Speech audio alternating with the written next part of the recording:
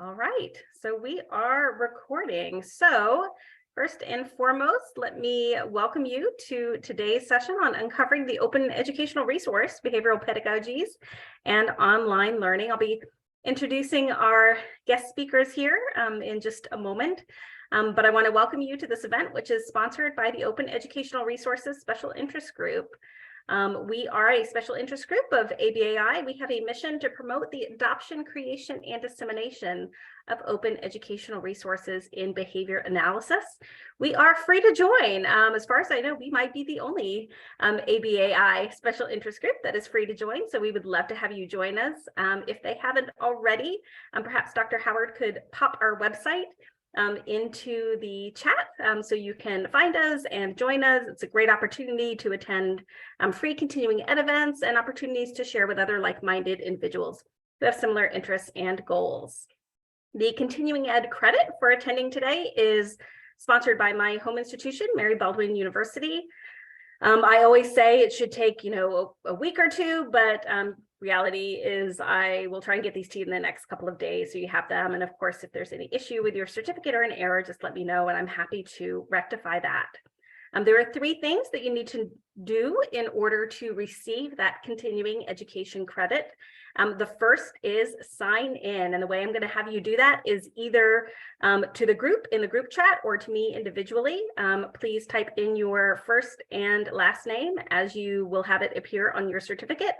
We will also ask you to do that at the end of the session. So if you haven't signed in yet, first and last name in the chat, either to me privately or to the group as a whole, that would be great. The second thing that we will have you do is the sign out process, which will be the same and will prompt you when it is time to do that. And the third will be to complete the session evaluation. At the end of the session, I will put a link in the chat. I'll do it several times so you won't miss it. And we'll give you an auditory prompt as well to complete that. And that will be the third thing to do in order to have that continuing ed credit sent to you. So we have 3 fantastic speakers today. So I will go ahead and introduce them all to you and then pass the floor over to them because we're very excited for today's session. We have Adam Brewer, who received his doctorate at the University of Kansas. He gained postdoctoral experience at the Burkhart Center for Autism Education and Research at Texas Tech, previously taught and mentored students at Florida Institute of Technology as an assistant professor.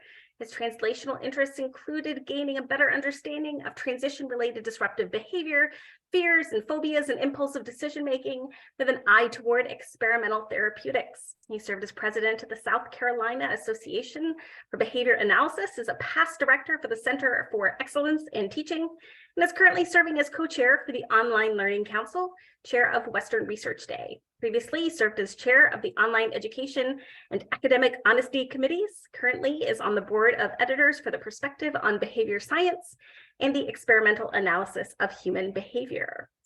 Joining Adam today, first we have Mirari Elcoro, who currently works as Associate Professor of Psychology at Fremington State University.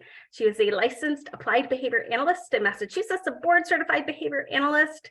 And Dr. Elcoro completed her undergraduate degree in psychology in Caracas, Venezuela, and received a master's and doctoral degrees in psychology with focuses in behavior analysis from West Virginia University.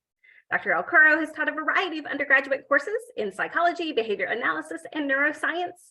Her research has taken place in several laboratories of experimental analysis of behavior, behavioral pharmacology, and neuroscience. She's interested in integrating knowledge from behavior analysis and neuroscience, the history of science, the scholarship of teaching and learning, and faculty mentoring. We are also fortunate to be joined today by Ora Lippencott. Ora is an instructional designer at Western Connecticut State University, where she collaborates with faculty, staff, and librarians to develop engaging, effective, and inclusive learning experiences for students. In addition to bringing OER and open educational practices and pedagogy into course design processes wherever the opportunity arises, she works with members of the university community to remove learner barriers through the application of accessibility and UDL practices. She co-chairs the WCSU Online Education Committee, serves on the CSCU Online Learning Council, is very involved in promoting and sponsoring OER at the state and local level as a member of the Connecticut OER Coordinating Council, the Connecticut State Universities and Colleges OER Council, and as coordinator of local OER activities at Western Connecticut State University. So with that, I am happy to introduce these wonderful speakers.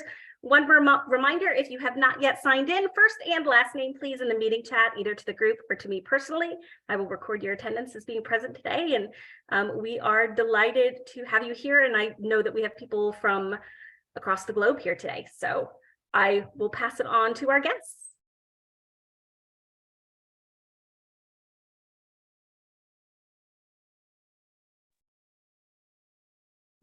Well, hello there.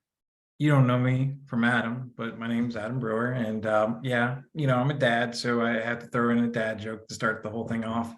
My 4-year-old has asked me to share his new book, and I said, maybe toward the end, so he's coming along quite nicely. So, all right. So, not seeing the slides. All right, that's my prompt. I'll get it. Thank you. It's like, how do we signal that? Thank you. Appreciate it. Awesome. Now we're rolling here. So, hey, this is a really surreal experience. And I never thought I would get this opportunity. So I'm very, very thankful that y'all are having us. I think that, over the past, year, that there's been tremendous amount of support. Dr. Howard, Dr. Potter, Dr. Famey, just a lot of folks have shared this kind of grassroots effort to share our love of teaching with the behavior analytic community. And that's wonderful. And you just don't see that kind of passion everywhere. So I really want to take a moment to really recognize the OER SIG and just how wonderful they are. So can we give them a round of applause? There we go. All right, cool. All right, next slide, please. So how it all started, usually starts with a crazy idea. So a while back at Western Connecticut State, I got the opportunity to serve as the director for the Center for Excellence in Teaching. And I was like, we need to do a big project. And so this all kind of started to kind of come together. Something I took away from Kansas, I was very fortunate to interact with a lot of cool graduate students at Kansas, a lot of professors. And there was a really special course that was offered by their, CELT organization. And if you never had the opportunity to meet Dr. Dan Bernstein, I highly recommend it. He was the director at the time, and he says something to me, and it really stuck with me. And he's like, we don't talk about teaching enough. We don't talk about our love and our joy of teaching. And I was like, well, yeah, absolutely. That guy's right, And so,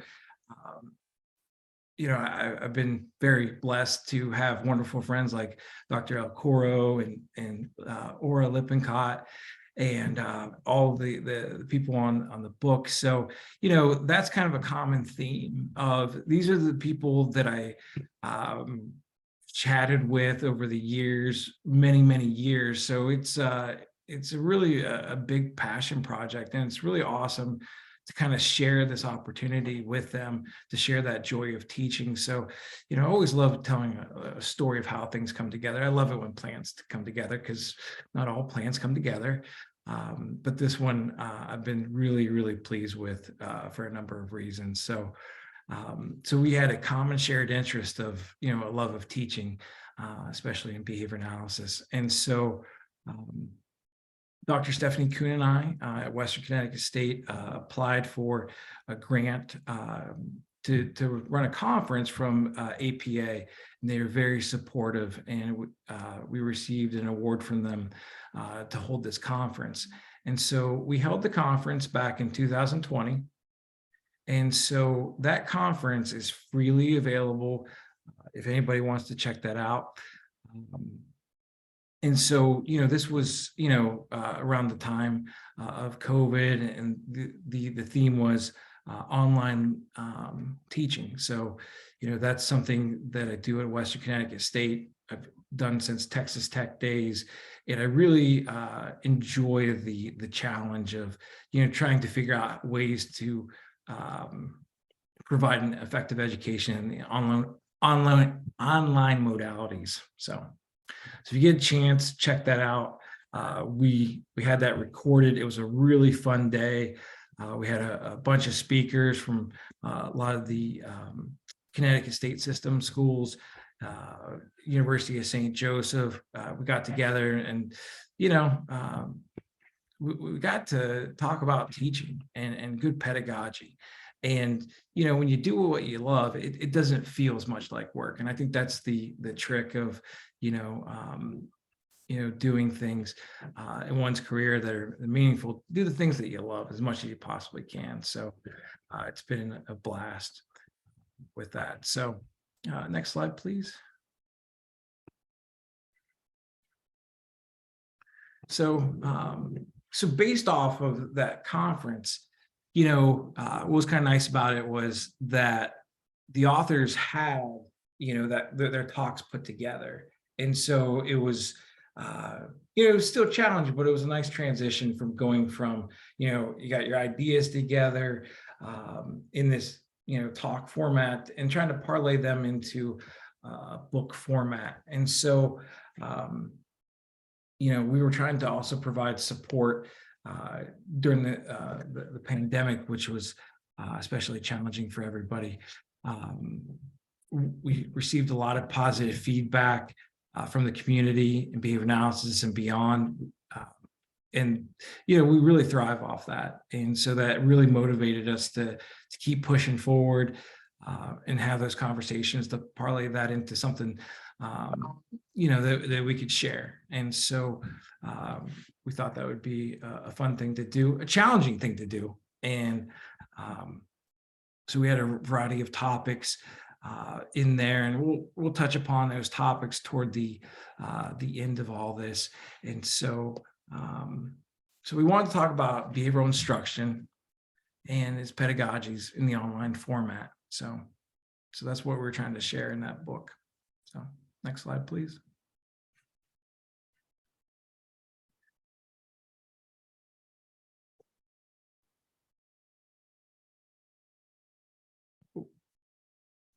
So at the time, I had, come across this really cool research article by Dr. Howard. And I didn't know what OER was, go figure. And so she taught me a lot. And that was wonderful. So I really, really appreciated that they did that. So, so there was that source of inspiration from Dr. Howard. Awesome. Still continues to this day. I remember we were sharing this on the TBA listserv, and they shared it out with everybody, and that was heartwarming. I really appreciated that. So, I realized, I got a lot of blind spots, and there's areas where I can grow. I was like, all right, so who do I turn to for, good advice on putting together an OER? And luckily, I've got Lippencott here. So she will present here shortly about really like the OER behind the scenes kind of process.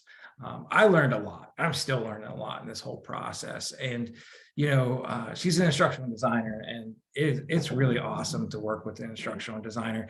I feel like, while she may not be a behavior analyst, there's just so many commonalities between us, and years ago, I mean, time flies by these days. I never realized time would fly by so fast.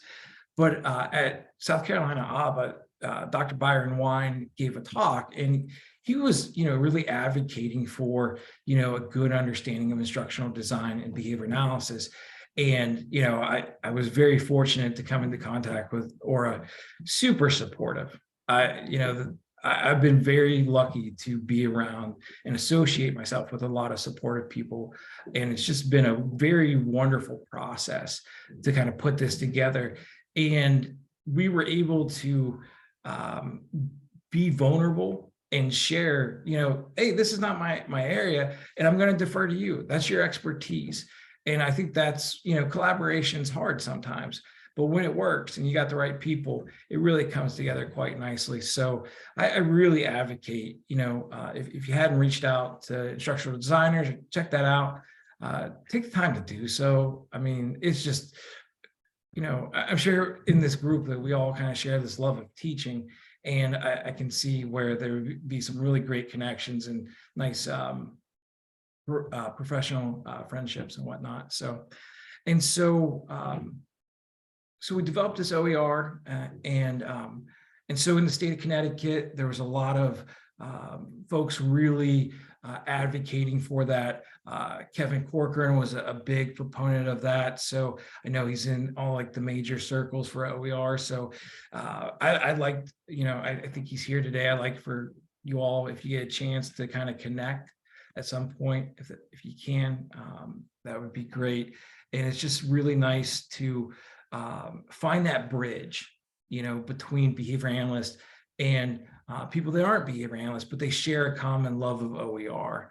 And I think that's a really cool thing to bond over. So we went with, the book is free, and we'll talk a little bit about the dynamics of that in a little bit after Aura presents on the OER process. And so Hedgehog Publishers, they've been very supportive, for me throughout my career, really have nurtured my love of teaching. And so, they agreed to, host the book on their website. They didn't make a dime off the thing. And so it was just really nice that they would do that and support this project. So, we've got a wonderful reference from Dr. Howard, great paper there about the advantages of OER. And then we wanted to, better serve students and instructors, and hopefully, you get to share this book. Sometimes we don't always have explicit training in teaching sometimes, and maybe this might be a bridge into that world. And so we wanted to share it for free. And I think education, we should share that information as widely as we possibly can. And I think, I suspect, a good study out there would be, the dissemination factor of OERs. Does that get shared more than a non-OER type material? So just kind of just throwing it out there. So next slide, please. So I'm going to pass the baton to the wonderful Aura Lippencott. Thank you, Adam. I hope my audio is okay. Adam, can I get a thumbs up? Thank you, Mirari. So first off, your instructional designers and your librarians are your best friends. So if you haven't reached out to them in your settings on your campuses, hurry and do that because they love to work on projects like this. I'm going to speak for all of them, and they would love to work. I'm authorized to speak for every instructional designer and librarian. They want to work with you on projects like this. How lucky am I to get to work on this project? Just amazing. So yeah, I was just delighted to, first of all, be able to collaborate on editing this volume, to contribute an article, but also to deepen my knowledge, because I'm always learning about this topic as well. So this really allowed me the opportunity to stretch my skills in a bunch of areas. So in terms of the process, honestly, it was actually fairly easy kicking this off, because we were all agreed what better topic and subject matter to be OER than a book about learning and about online learning and about disseminating knowledge and making sure that these practices are widely available to anyone who might want to learn about them and use them. So getting down to the details, it was important, very important, that we make sure that all of the contributors understood what these creative licensing options were. So I wanted to go with the most open, the CC BY license, but I wanted to make sure that everyone knew that meant what that meant exactly. That means basically that, it requires only attribution. Okay, that's huge. Attribution is huge. However, it also allows others to use your work in their materials, to change the work, to build on the work, to remix the work. So, that can be maybe a little bit uncomfortable for folks, but I honestly, I put together a whole, this is what it is, this is what it means, these are the other options. I sent it out.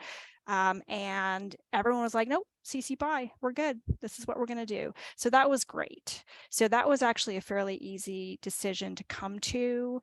And, again, it reduces barriers.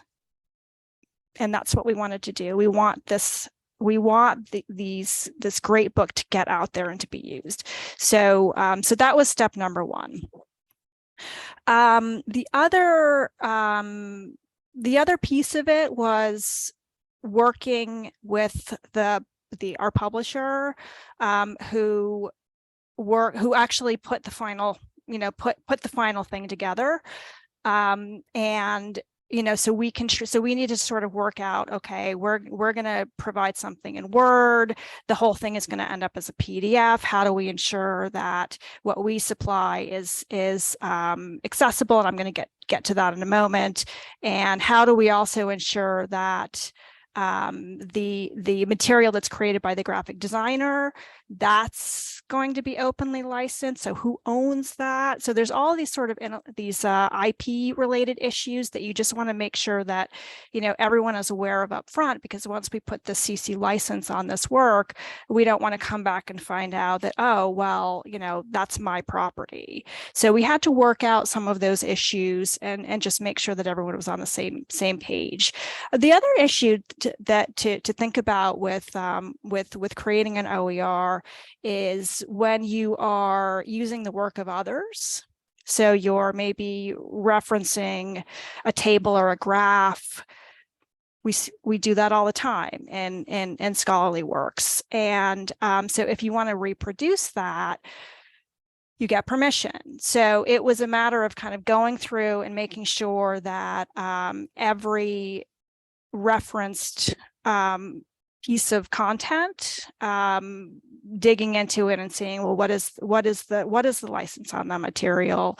Does it sort of fit within our CC BY license? Do we need to make some sort of other provision so that this work is CC BY with the exception of these other materials? We could do that. You can do that in an OER. It makes things a little bit sticky as you're downstream when someone is using this work or maybe remixing this work and so on, to have to kind of dig in and figure out, well, certain pieces of this have different licensing. So, my goal was to try to have it as clean as possible. And so that meant working with the contributors and sort of going through carefully and digging into anything that was created by others. So that was pretty much the OER process: selecting the license, communicating with the contributors, working with the publisher, ensuring that the content itself was all sort of in alignment with the approach that we wanted to take. So next slide. And I think we'll have time for questions. So if anyone has any questions about any of this, I'll be happy to answer them. So accessibility. So this session is not about accessibility, but it's so core and so key to what we do, and in my view, particularly with the subject matter. So we're talking about equitable access, and accessibility goes right along with that. So we wanted the final product to be compliant with accessibility standards. And what that means, we knew we were going to end up with a PDF at the end of it. We were creating we were creating in Word, and that was going to be exported to PDF. So we delivered an accessible Word file to the publisher, and that came back in PDF format, and that needed to have some fixes to it. And actually, that's a work in progress. So what accessibility includes is having a document that's structured, having images with description for folks who aren't able to see them, ensuring color contrast, and that actually got a little bit tricky working on the cover, because we had this amazing graphic designer who wasn't necessarily thinking about that aspect of it. So I was getting the images, and I was checking color contrast, and they weren't quite right, and so we were sort of going back and forth on that. So the other, oh, sorry. This is webinars, right? Barking in the background. Color contrast, table and figure formatting, which can be tricky, hyperlinks with display text, reading order in a PDF, searchable text, navigational aids like bookmarks and table of contents and that type of thing. So we formatted the Word file. It was all everything, all the tools. There's great tools for checking accessibility in documents. And back comes a PDF that has accessibility errors.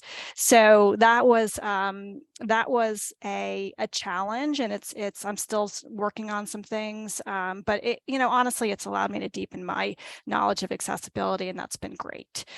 So it is definitely something to think about when you're creating any sorts of materials, any sorts of publication materials, any sorts of learning materials, and so on. You want to think about the accessibility of those files. Next slide. Okay, so so Adam mentioned that we work with the publisher, and this book has actually been published. It's been out for a while now, and it's located on the publisher website. It actually requires, it's behind a paywall. It's free, but it's behind a paywall. So there's this barrier still that exists. So once we have the accessibility just where we want it, we're going to put this book onto an OER repository, basically. And so that adds to the discoverability. It removes that barrier of having to create a login or create an account. So we are going to add it to the OER Commons repository, and I'm super excited about that. I think it will just be more available to folks, and that's what our aim is. And I think that's my my piece. So shall we pass it on? Mirari, are you next? I think Adam continues, right? Oh, okay. All right, excellent. Thank you. Aura does an excellent job explaining that OER stuff. It's I've learned so much in the process, and it's like kind of this evolving thing. And one of the things I want to model is that it's okay not to know a certain thing, and to reach out to others for assistance. And I think that's really important. And I've just learned so much from Aura.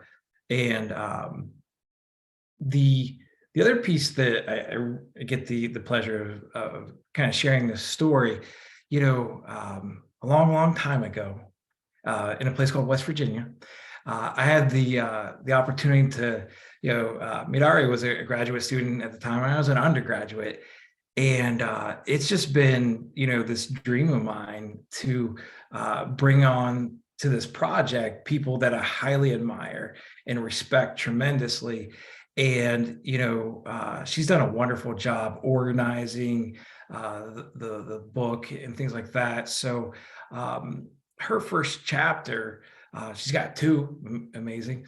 In her first chapter, she really kind of identified these themes, these connective tissues throughout the book. And so one of the themes that was identified was behavioral instruction with online adaptations, prompted by the pandemic. The other one, which I can't wait for her to share, is about the connections between the scholarship of teaching and learning. And I think that's going to be, I'm super duper excited for her to share that with you. I learned a tremendous amount about that. And so, importantly, diversity, inclusion, and behavioral instructions extended to the online environment. So, it's, I'm thankful to be a part of this team. And so it's been really exciting to be a part of that. So next slide, please. So the first chapter by Diller and colleagues is online behavioral instruction. It's an introduction, and it really kind of goes over these pedagogies. And so if you're not familiar with some of these, I'm sure that you're probably familiar with some of them.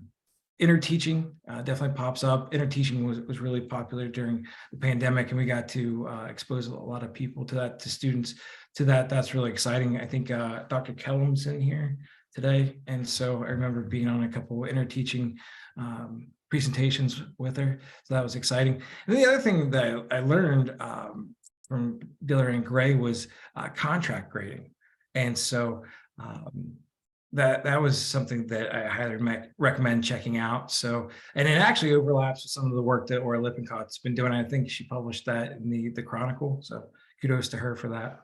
So, and so these chapters, their overview focus on contingency management, observable behavior, individualized education. So I think that's pretty cool. So next slide, please. So another wonderful contributor, Dr. Christy Alligood. This is good stuff here. And so, admittedly, I wasn't super familiar with Bloom's taxonomy. And so her chapter really exposes people to Bloom's taxonomy. And I think that really connects beyond behavior analysis. I think it's good for behavior analysis and the way we sequence our instructional goals, but also, I was in a department, I still am, if they'll keep me, in the education department. And so by talking about what I was doing and my teaching and couching my learning objectives in Bloom's taxonomy, that really resonated with the education department. So, it was a chance to kind of share our pedagogies with non-behavior analysts. And I think when we can build these bridges, I think that's fantastic. So I highly recommend getting familiar with Bloom's taxonomy if you aren't. And then there's also a host of wonderful guides in there. I think there are some examples of her interteach. And so I really love the fact that she did that. I always like it when people share their resources, and that's just so kind and generous of her. That's what you come to expect with Dr. Alligood. So can't say enough good things about her.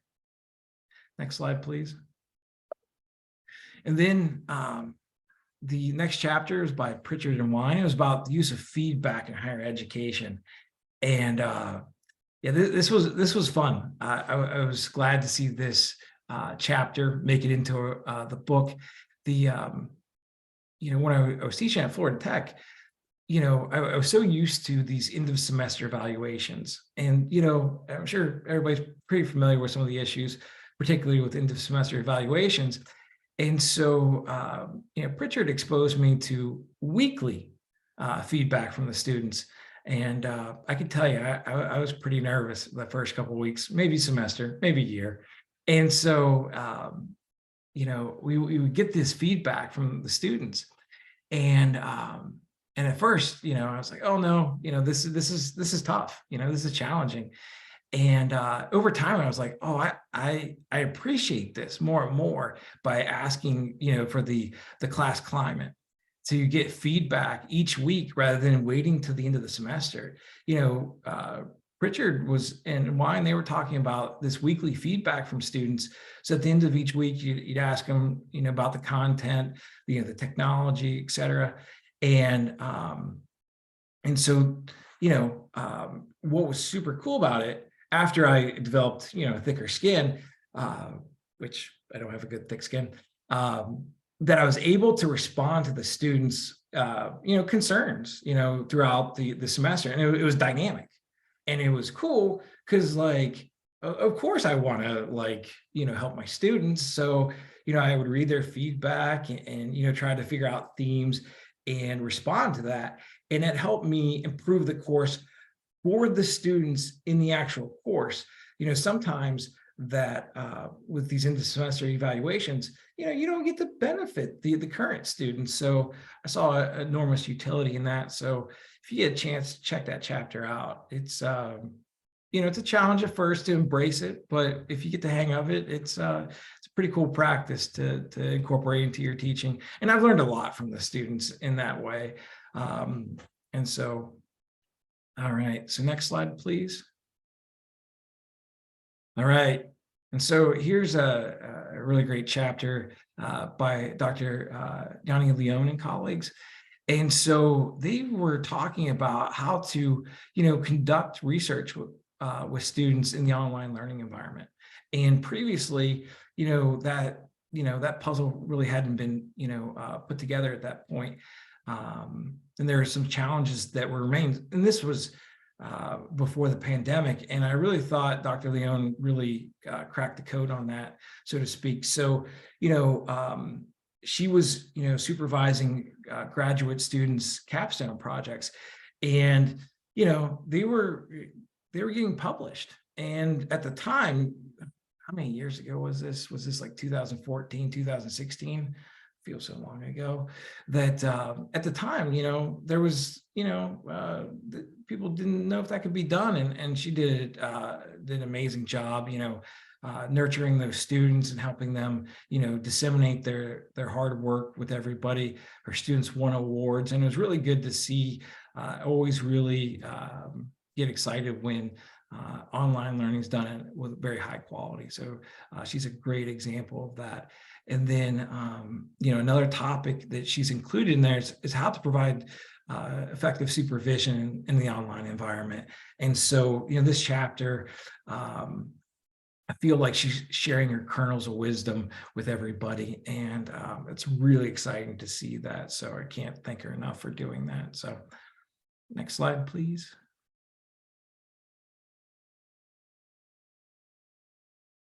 All right. So I work with the wonderful Dr. Stephanie Kuhn. Can't say enough good things about her. And this chapter really focuses on active student responding. I think there's some people here that published on that. I think so, maybe. And what she did a really great job on was it's a really like how-to type chapter. And sometimes you need that. You read these articles and they're as technological as they can be, but then you really want to see how it's implemented in action. And I think, the way she breaks it down is super helpful. And then I think that would be an enormous resource for anybody that would be interested in active student responding. And I think the active student responding stuff is so great. It's always wonderful to see in a graduate course that with the right contingencies, all the students are responding. And it's just not one or two. And with this technology, it makes this a little bit easier. And of course, the contingencies help with the motivation too, right? So can't forget those. So next slide, please. All right. So here's one I got really excited about. There's a really great chapter in the Madden and colleagues APA handbooks. I don't know if anybody ever saw those. And there's a great chapter by Phil Chase and Dan Bernstein. And what they talk about, and it kind of goes back into Bloom's taxonomy, if I recall correctly, they make a point that a lot of the literature at that time was devoted to, the understanding level of Bloom's taxonomy. So, the foundation, which is great. And that we needed more efforts devoted to higher order skills. And so what I really liked about what Dr. Joe Dracobly, he talked about fostering creativity in an online learning environment. And that's a big challenge. And what I thought was so darn cool about that was that he took a very translational science approach, and he used the work from Nuringer, I think Don Baird did some of that work, Greg Hanley. So there are people that were doing some of this stuff, and he applied it in the classroom. So he really tried to take what you were seeing in applied studies and put it into the behavioral classroom. So if you get a chance to check that out, I think that it's a good challenge to really think about how you can promote creativity in the classroom. And I think that would be super cool if you did. So transition to the next slide, please. And I'm going to pass the baton to my hero, Dr. Elcoro. Thank you so much, Adam, and thank you, everyone. I'm going to talk about my chapter, which seems like, oh my God, but I'm very excited to talk about this research. And I want to echo, but also emphasize that this was really a true collaboration, right? And this is, some of us knew each other, as Adam pointed out, since graduate and undergraduate studies. It was a great collaborative effort that was spearheaded in a wonderful way by Adam. And I've learned so much about OER as well. I'm very excited. And so this chapter is on exploring connections between behavior analysis and the scholarship of teaching and learning. And so for me, as a behavior analyst who was trained in the laboratory, specifically with non-human animals, I learned that research was done in a very specific way. And when I transitioned into becoming a college professor at a public institution, a state institution, first in Georgia. Hi, Sherry, I see you. And I taught in Savannah, Georgia for 9 years. And that was the very beginning of my career. When I transitioned from graduate school to being a college professor that taught full-time 4 courses, well, research had to adjust. Right.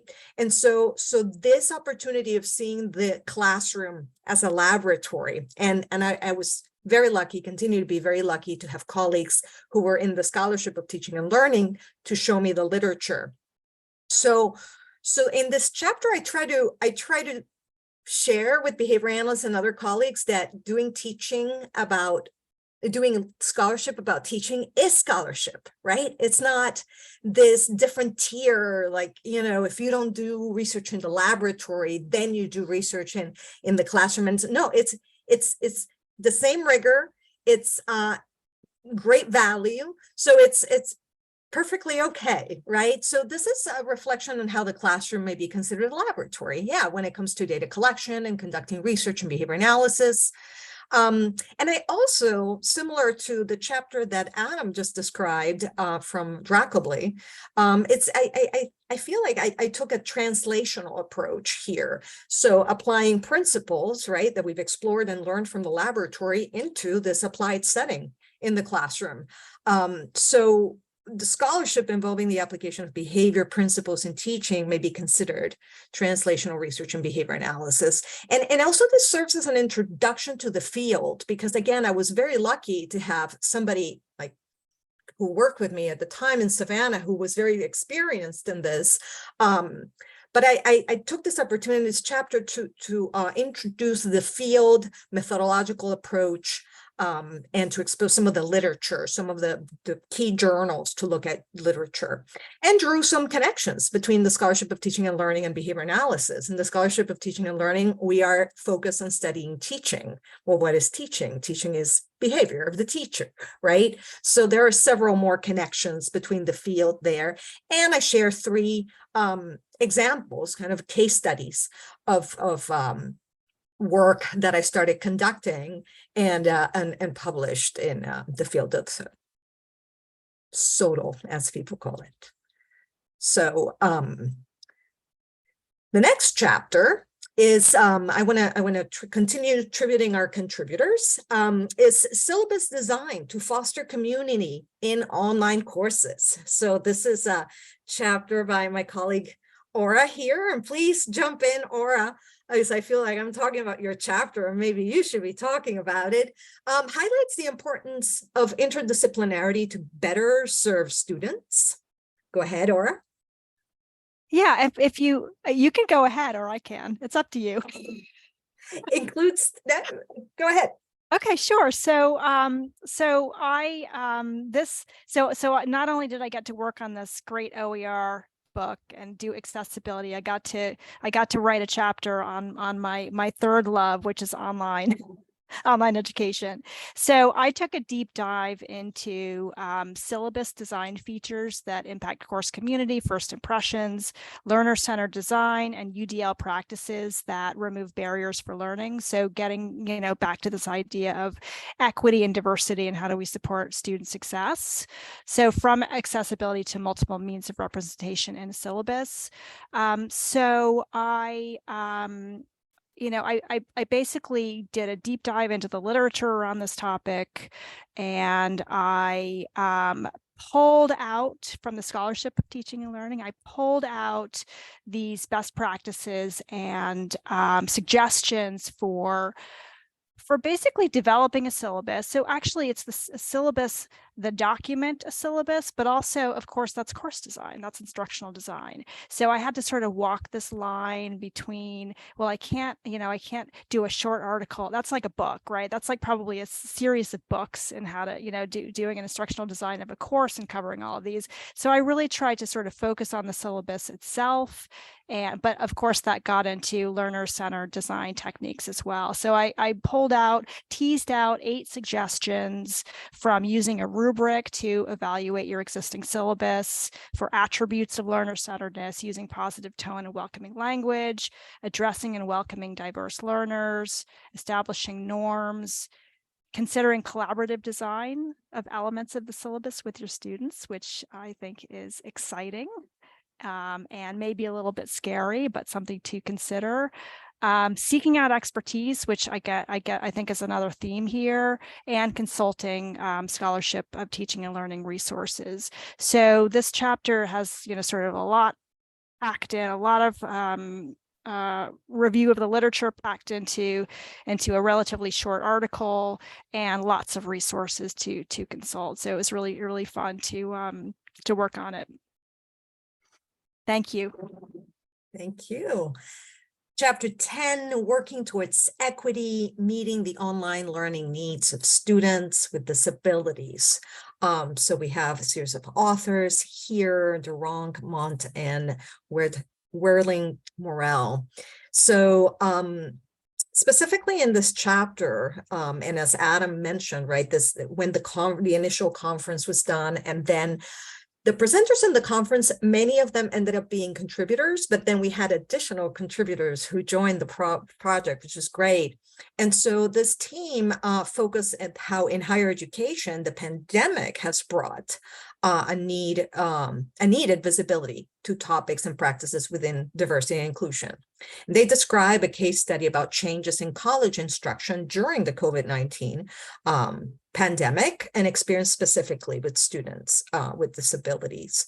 And they provide avenues for creating successful online. So this is in online environments, right? Creating a successful online learning experience for students with disabilities, and areas for continued development for faculty and students, including additional training and advocacy. So at the time when we did the conference in November of 2020, I think that the audience, what I recall and what we heard was that they were very eager. So what do we do? What do we do now, right? Because many of us, and we're trying to figure out. So it was a perfect timing. But the thing is, some of these challenges continue, right? Not only with the pandemic, but with online learning. So part of the reason why we wanted to preserve some of these ideas and share them in the form of an OER. Chapter 11, practical strategies for supporting college students with autism spectrum disorder, a guide for faculty. And so Charlotte Mann here did an amazing job at providing practical considerations grounded in empirical supported research. This author addressed how group work could be especially challenging for some students diagnosed with autism spectrum disorder, highlights the heterogeneity of students diagnosed with autism spectrum disorder and the fact that there's no such thing as one size fits all approach, right? Even though we use this grouping of the students, right, around this diagnosis, there's individualized learning that needs to happen. And the chapter promotes much needed perspective taking skills for instructors, right? For instructors to create more inclusive learning environments. Chapter 12, integrating behavioral science and rightful presence to support diversity, equity, and inclusion in online learning environments. I love this chapter. Presents a novel, Anderson Carpenter, presents a novel and necessary integration of a socially valid framework with behavioral science. He skillfully described how self-assessment and practical questions can be used to encourage growth of instructors, again, and disrupt the hierarchical model in teaching. So promoting self-reflection, guided self-reflection of instructors. Infusion of an integration of diversity, equity, and inclusion is progressively increasing in pedagogical literature, and it warrants more of this integrative and interdisciplinary approach to inclusive learning. The chapter also provides an introduction to rightful presence, this framework, and emphasizes its compatibilities within behavioral science. So we see across a lot of chapters, there's this compatibility between fields and interdisciplinarity, and serves both as a conceptual and practical primer to instructors beyond behavior analysis. So this is that's a summary for each one of the chapters. I think we have some time for questions. I don't know if Adam or Aura want to add something else. I'm going to proceed to provide you with a link to the presentations from that conference. And also, I know, Veronica, you posted thank you for posting the link for the book, but I'll post that again. Well, I know that it can sometimes take, a little bit of time for folks to artfully craft their questions. Some folks who've already attended our previous events or have had the privilege of attending grad school with me know that I take no such time and I will simply blurt things out. So I wonder, as we're getting started, if I might have the privilege of the first question. So I can see that everyone who's presenting today, thank you, by the way, an amazing presentation. And if you haven't already downloaded this gorgeous book, what are you waiting for? The link is in there in chat. You should download it. You should download it and send it to everybody you know, or better yet, send the link to everybody you know. So it increases the download metrics, which helps everybody. But with so many different, professional roles that our speakers share, I wonder if you could tell us a little bit more about why OER, what value does OER bring, to our field or to your personal work? What value do you think that others could find in openness?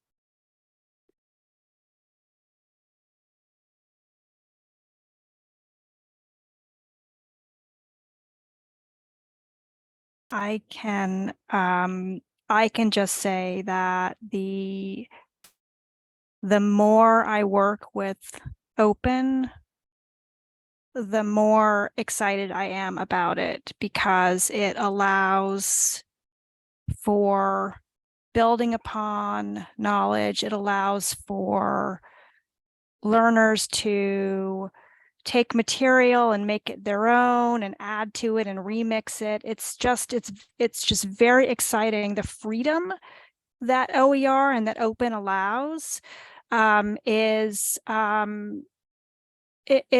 just opens up so many avenues for learning. It opens up so many avenues for creativity. And it's just really, really, really, really exciting. Who wants to hit a paywall, or who wants to feel like they have to assign a book where they're going to use, 1 or 2 chapters or but they want to sort of remix something that's perfect. So this ability to customize, this ability to build upon is just and it's empowering for everyone involved. So that's just, you know, it's exciting. It's really exciting to just see more and more open and more understanding of what open allows. Or you had me at remix. You know, I like the fact that we can talk about remixing these things. So for me, it's the dissemination factor, and that we can spread this very widely. And I think, you know, removing that barrier, the financial barrier, I think that's huge. So.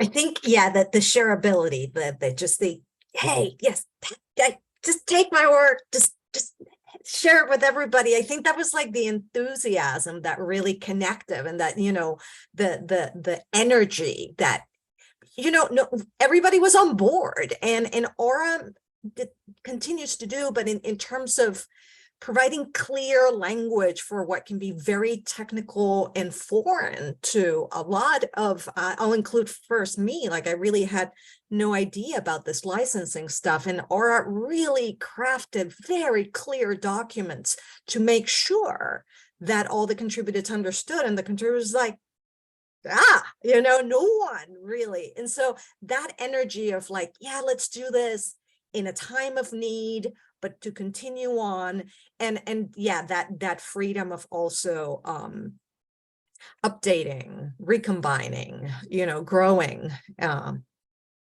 it's inspiring.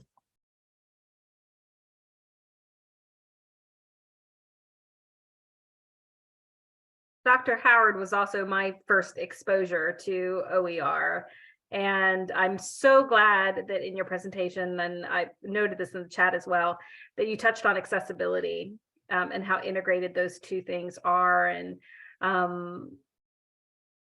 as I'm learning more and improving my skills in this area, and I still have room for improvement, I love that, you know, as a department, and we're a small department, and Dr. Howard happens to be at the same institution that I am, lucky me, is that we begin to introduce our students to these as well. So hopefully as our students are leaving their graduate programs in particular, this terminology is a little bit familiar with them, and we're talking about these things as they're creating their own work and maybe involving them in some of that open pedagogical practice as well as part of that. But for a lot of these students, the accessibility piece is new, and we can't fault them for what they don't know, but what a great opportunity for us to teach, and in my case, really to learn together with them, because I am on the learning curve myself there.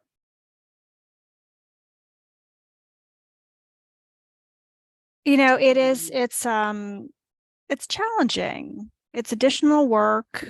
It's not easy. It's somewhat technical. And, you know, I feel like to really get people excited about it, you have to tell the stories of who it's benefiting, because we don't always think about that. You know, we don't always remember that there might be folks who are accessing these materials with assistive technology, and do we really want them to have this horrible experience of getting to our material and it's out of order, it's being read out of order? I mean, can you imagine what that's like? So as soon as you start to tell people that this is what can happen, then that work seems less sort of onerous, I think. And to add, to build on that, you know, when I first heard about accessibility, it was always seemed as a sort of reactionary measure done because there was someone in the environment who needed help. And it wasn't until I heard someone presenting that accessibility really is the heart of DEI, because you're not simply designing for who's already there. You're designing for everyone that you want to come into that space. However, devil's advocate question. So please, if you're in the audience and you want to ask questions, please stop me, interrupt me. Devil's advocate question. You know, this is a lot of work. And one of the biggest arguments that I hear from colleagues are related to two major areas. One, why should I? Because this is a heck of a lot of work for nothing. I'm getting nothing. No one's paying me for this. And two, but rigor though, because you get what you pay for, right? How would you react to either or both of those arguments? So I'm not sure what you mean by the rigor, or what is meant by the rigor piece of it. Yeah, I will be honest with you, Aura. I don't always know what they mean either, but I think it's just the simplest lever that a person can press for an escape response. Like, don't make me do the thing, rigor, and they run. Hi, y'all. I have been I've been doing OER and kind of stuff for a while now, but it's this accessibility component I've only gotten serious about since the pandemic started, when suddenly I had somebody, and I used to work with deafblind people, so I had a deafblind person in my class when we went online. I was like,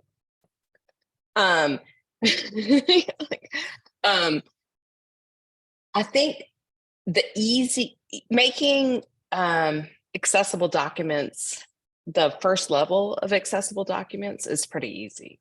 It's like it's the next level, like getting it to a past the accessibility check in PDF or Blackboard or whatever is pretty easy. It's getting it to where it's actually readable is difficult. So that's what I would see as rigor. Yeah, and Kate, I discovered that in this project.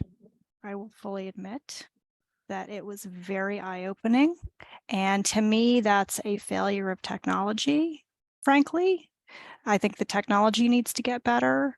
But in the meantime, I tell people, +1, start with creating documents, your new documents going forward. Take that extra step to use the built-in tools to make them, accessible. Then think about, going back, and maybe by the time you get to that, there will be better technology to help us. Maybe AI can be put to use in this area. I hope so, because we sure do need help. While the conversation continues, I'm going to share my screen with a little advertisement about our upcoming continuing ed event, so folks can see that. But please continue the good conversation. We'll keep that going.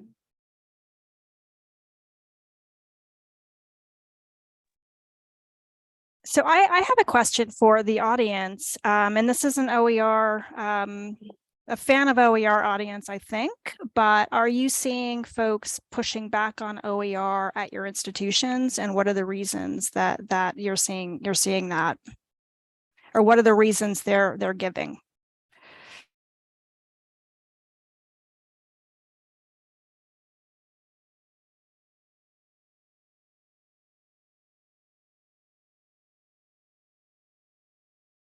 I don't know that our institution is overtly having pushback. I think right now we're underutilizing the resources we have, but we're also under-resourced in terms of the folks who can support this. We have some excellent faculty in other disciplines, anthropology, physics, who have been very involved with OER. Who have tried to show their colleagues, hey, look at this really cool thing I did. Isn't it really cool? Don't you want to do it too? But I think as the pandemic hit, it has been somewhat ironically less of a priority, when perhaps it could have benefited from being more so, as students were having more difficulty accessing what they need. But I think, for us, the heart of the faculty and the intent of the faculty is very good. I don't think there's any overt pushback, other than perhaps lacking some resources.